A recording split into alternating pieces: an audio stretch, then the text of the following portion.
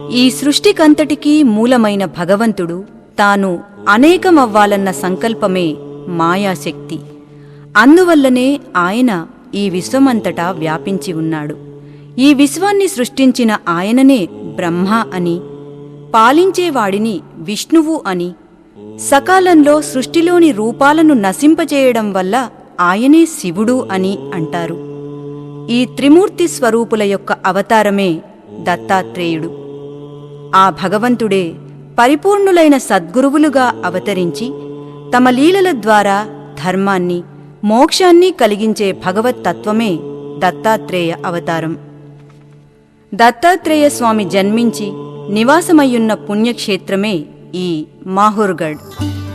మహారాష్ట్రలోని నాందేడ్ జిల్లాలోని సహ్యాద్రి పర్వత శ్రేణిపై ఉన్న మాహూర్ ఆదిలాబాద్ నుండి 84 కిలోమీటర్ల దూరంలో, రైలు మార్గం ద్వారా వెళ్లే భక్తులకు కిన్వట్ స్టేషన్ నుండి 40 కిలోమీటర్ల దూరంలో ఉంది. ఈ క్షేత్రాన్ని దర్శించుకోవడానికి వచ్చే భక్తులు శిఖర ప్రవేశంలో ఉన్న గణపతి మందిరాన్ని ముందుగా దర్శించుకొని తమ యాత్రను ప్రారంభిస్తారు. ఇప్పుడు మనం రేణుకామాత శిఖరాన్ని దర్శిద్దాం. 250 మెట్లు ఎక్కి దేవి మందిరాన్ని చేరుకుంటాం. ఈ ఆలయం హేమాడ్ పంత్ సంప్రదాయ శిల్పకళతో నిర్మించబడింది. మహాద్వారం గుండా ప్రవేశించి లోపలకు వెళ్లగానే ప్రథమంగా గణపతి రూపంలో ఉన్న పరశురాముడు మనకు కనిపిస్తాడు. ఆ ప్రక్కనే పరశురాముని ఉయ్యాల మనకు కనిపిస్తుంది.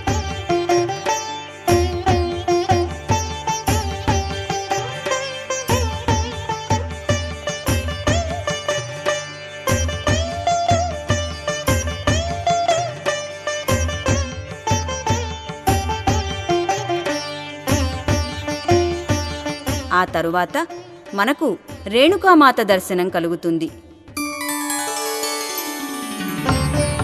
శిరస్సు వరకు మాత్రమే మనకు దర్శనమిచ్చే మాత విగ్రహం ఎరుపు రంగులో ఉంటుంది. విశాలమైన కళ్ళు, ముక్కు, చెవులు ఎంతో సుందరంగా ఉంటాయి. ప్రతినిత్యం 1100 తమలపాకులు దంచి అమ్మవారి నోటిలో ఉంచి నివేదించే ప్రసాదం ఆమెకు చాలా ప్రీతికరం.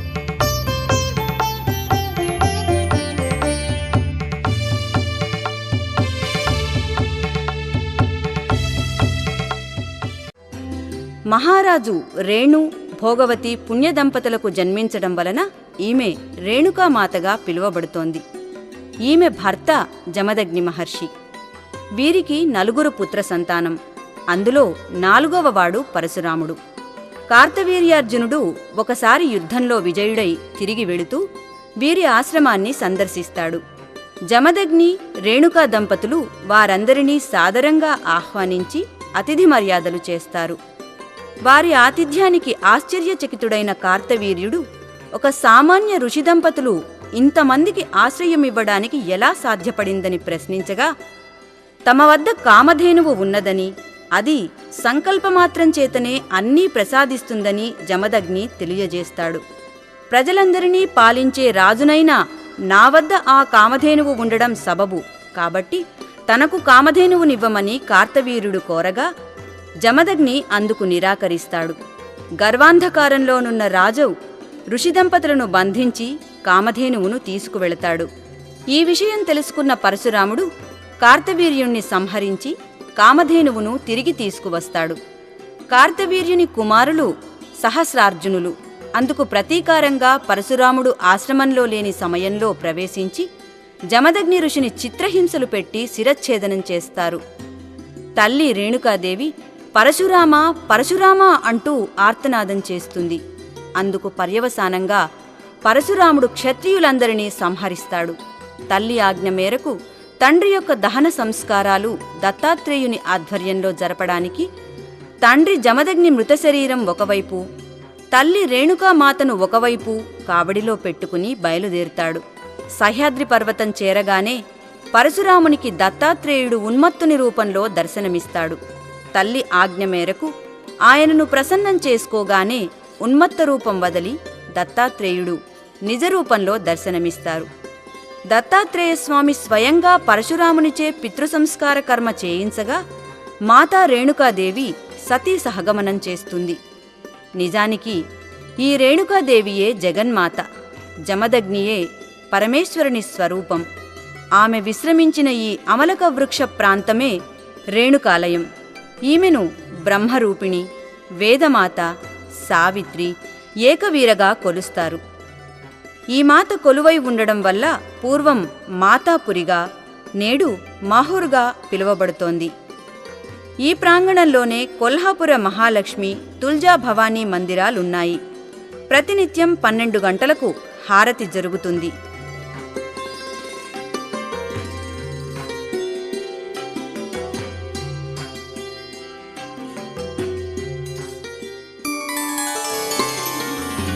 శ్రీ పరశురామ మందిర్. ఇప్పుడు మనం శ్రీ రాజరాజేశ్వర పరశురామ మందిరం వైపుకు వెళుతున్నాం. అక్కడకు వెళ్ళడానికి 150 మెట్లున్నాయి.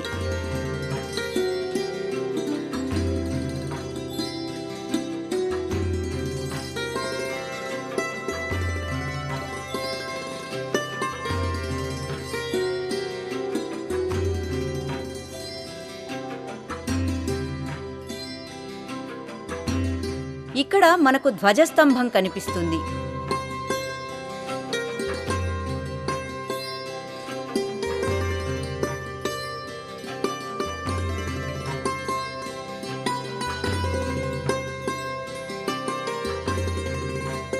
మనోభీష్టాన్ని సిద్ధింపచేసే రాళ్ళు ఇక్కడ మనకు కనిపిస్తాయి.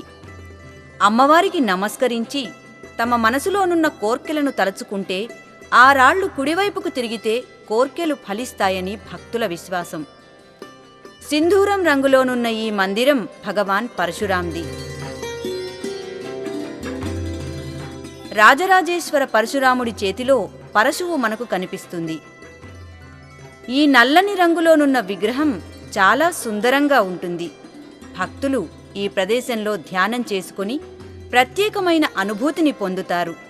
సహస్రార్జునులు తమ పితృదేవుల్ని సంహరించగా పరశురాముడు సహస్రార్జునుల కంఠాల్ని ఛేదించి ఆ రక్తంతో తన తల్లికి స్నానం చేయించి తన ప్రతిజ్ఞను నెరవేరుస్తాడు. ఈ మందిరం వెనుక వైపు పరశురాం కుండం ఉంది.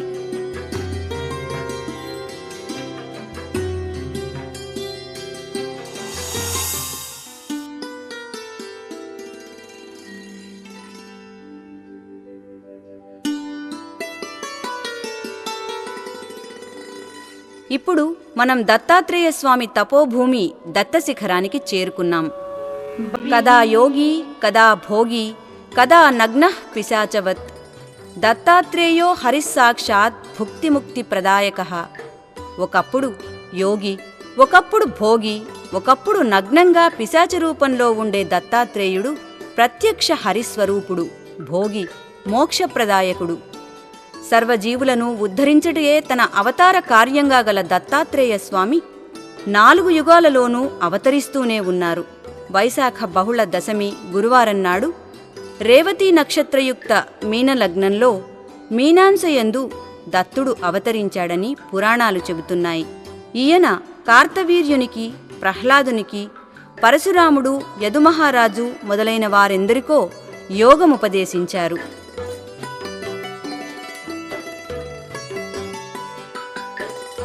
స్మరణ మాత్రంతో ప్రసన్నుడయ్యే దత్తాత్రేయుని అనుగ్రహం భక్తులపై నిరంతరం వర్షిస్తూనే ఉంటుంది. కనుక మనందరం ఆ దత్తస్మరణంతో దత్తుడు కొలువయ్యున్న ఈ దత్తశిఖరాన్ని దర్శించి పునీతులమవుదాం. ఆయన అనుగ్రహానికి పాత్రులమవుదాం. దిగంబరం భస్మ విలేపితాంగం చక్రం త్రిశూలం డమరుం గదాం చ పద్మాసనస్థం శశిసూర్యనేత్రం దత్తాత్రేయం ధ్యేయమభీష్టసిద్ధయే.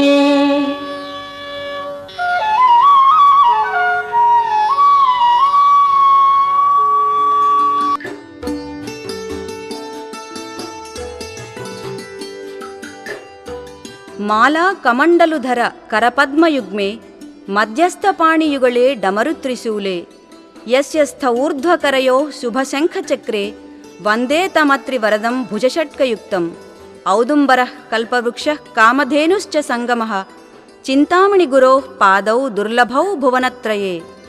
దత్తాత్రేయుడు త్రిమూర్తి స్వరూపుడు. నేలనంటే జడలతో బ్రహ్మ అంశకు ప్రతీకగా జపమాల, కమండలం, శివాంశకు ప్రతీకగా త్రిశూల ఢమరుకాలను, విష్ణువుకు ప్రతీకగా శంఖ చక్రాలను ధరించి కామధేనువు, కల్పవృక్షాలను కూడి భస్మధూళిత దేహంతో ప్రకాశిస్తూ ఉంటారు. ఆయన సన్నిధిలో సంచరించే 4 శునకాలు 4 వేదాలకు ప్రతీకలు. భారతీ సన్యాస సాంప్రదాయానికి చెందిన పరమపూజ్య శ్రీ మధుసూదన భారతీ గోస్వామి ప్రస్తుతం ఈ పీఠానికి అధిపతిగా ఉన్నారు. పరంపరగా వచ్చే పీఠాధిపతులు స్వర్గస్థులైన పిదప ఈ ప్రాంగణంలోనే సమాధి చేయడం ఇక్కడి సంప్రదాయం. ఈ ప్రాంగణంలోనే కొలువయ్యున్న శనీశ్వరుణ్ణి మనం దర్శించుకోవచ్చు. దత్తశిఖరంపై ఆలయ ప్రాంగణంలో మనకు కనిపిస్తున్న ఈ ధుని త్రేతాయుగంలో పింగళ నాగముని మహర్షిచే ప్రజ్వలింపబడింది. అప్పటి నుండి ఇప్పటికీ ఈ ధుని వెలుగుతూనే ఉంది. ఆ ప్రక్కనే ఉన్న ప్రదేశం మహాముని యొక్క ఆసనాస్థానం. ఈ ధునిలోని విభూతి ఎంతో పవిత్రమైన ప్రసాదంగా భక్తులు స్వీకరిస్తారు. శారీరక, మానసిక రుగ్మతలు తొలగిపోతాయని భక్తుల ప్రగాఢ విశ్వాసం. దత్తశిఖరంపై ఉన్న మందిర ప్రధాన ద్వారానికి ముందు మనకు చింతామణి గణేష్ మందిరం దర్శనమిస్తుంది. పరశురాముడు కైలాస శిఖరంపై గణపతిని గూర్చి తపస్సు చేయగా ప్రసన్నుడైన గణపతి పరశురామునికి పరశు అంటే గొడ్డలిని బహుకరించి దానిని ఉపయోగించే విద్యలో కూడా పారంగతుణ్ణి చేశాడు. ఒకనాడు దత్తాత్రేయ స్వామి పరశురాముణ్ణి తన యొక్క పరశు విద్యను ప్రదర్శించమని కోరగా పరశురాముడు గణపతి రూపాన్ని దాల్చి తన విద్యను ప్రదర్శించాడు. ముగ్ధుడైన దత్తాత్రేయ స్వామి పరశురాముణ్ణి ఆ గణపతి రూపంలోనే ఇక్కడ కొలువుదీరమని కోరగా చింతామణి అన్న నామాన్ని స్వీకరించి పరశురాముడు ఇక్కడ గణపతి రూపంలో మనకు దర్శనమిస్తున్నాడు. ఈ ప్రక్కనే కామాక్షీదేవి మందిరం ఉంది.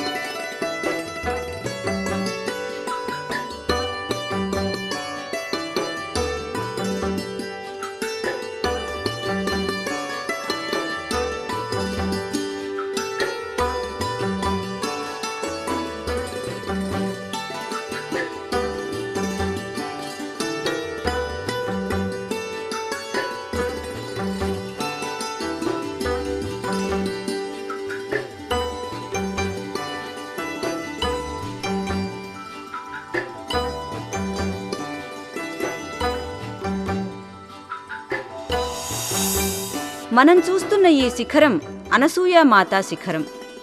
సహ్యాద్రి పర్వత శిఖరాలన్నింటిలోనూ అత్యంత ఎత్తైన శిఖరం ఇది.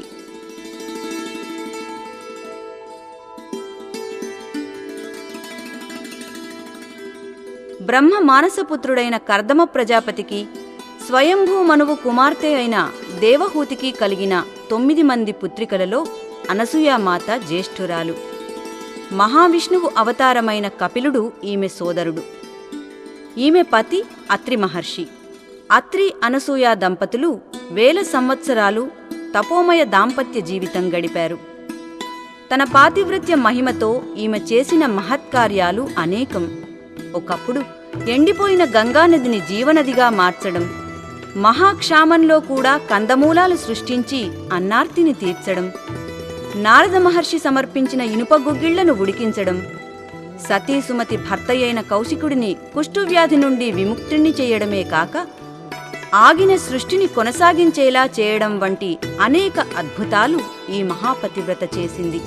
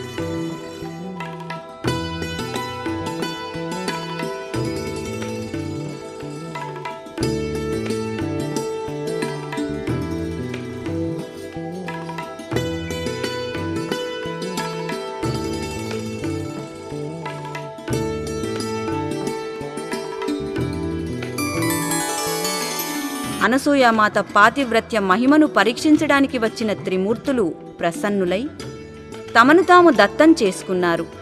తత్పర్యవసానంగా ఆమె గర్భాన శివుడు దూర్వాసుడుగా, బ్రహ్మ చంద్రునిగా, మహావిష్ణువు దత్తుడిగా అవతరించారు. తర్వాత బ్రహ్మ, శివుడు తమ దివ్యాంశులను దత్తునియందుంచి తల్లి అనుమతితో తపస్సుకు వెళ్ళిపోయారు.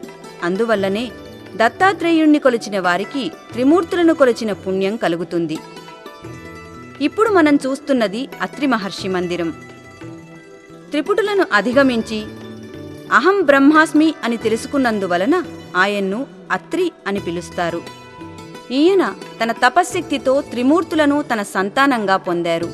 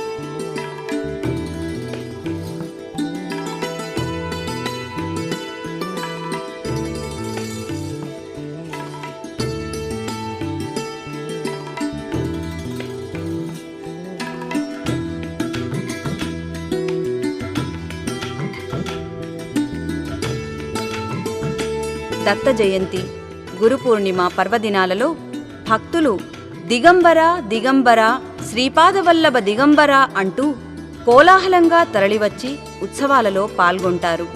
అప్పుడు సహ్యాద్రి పర్వతాలన్నీ దత్తనామంతో ప్రతిధ్వనిస్తాయి. త్రిమూర్తులను కన్న అనసూయ, అత్రిలను దర్శించిన మన జన్మ ధన్యమైంది.